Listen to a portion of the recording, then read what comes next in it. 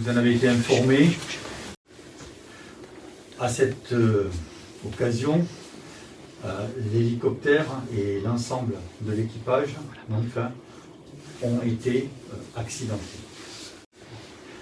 Ce que je peux dire, c'est que dès que l'alerte a été donnée, c'est-à-dire aux alentours de 19 h, l'ensemble de la chaîne de secours s'est mis en branle.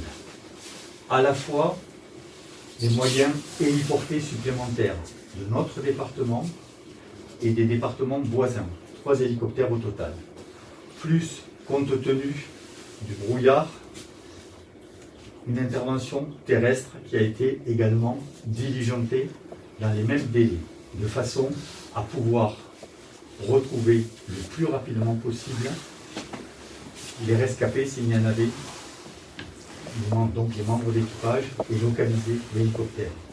Nous avions eu une information par le pilote de l'hélicoptère qui avait été éjecté et qui a pu communiquer avec sa société, ici, la société donc Service Aérien Français, SAF. C'est à partir de ce moment-là que nous avons eu la certitude à la fois du crash et à la fois qu'il y avait au moins un survivant.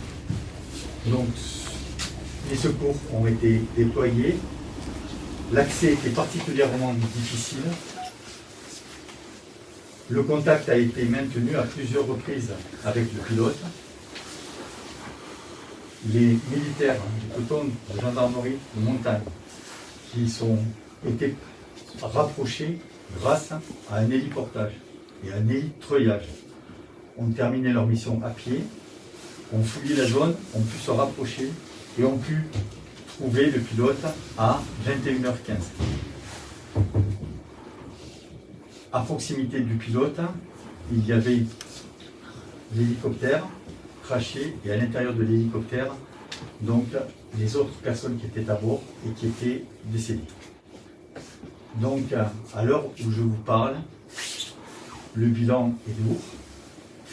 Il y a 5 personnes décédées et le pilote, qui est en urgence absolue, est en train d'être évacué au moment où je vous parle, dans des conditions particulièrement difficiles, puisque les hélicoptères, compte tenu du plafond, ne peuvent pas accéder au lieu du crash.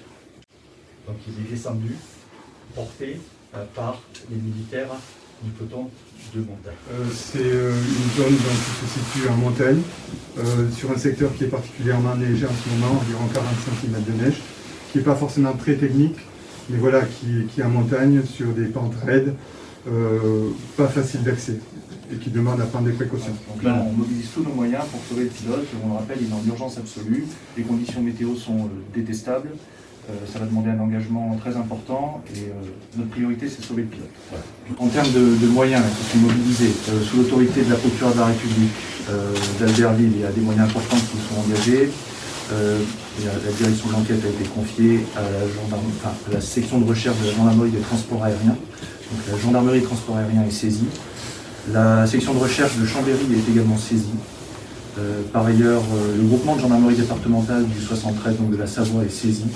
Et l'IRCGN est également saisi. Donc, tous ces moyens convergent et permettront de mener cette enquête dans les meilleures conditions possibles.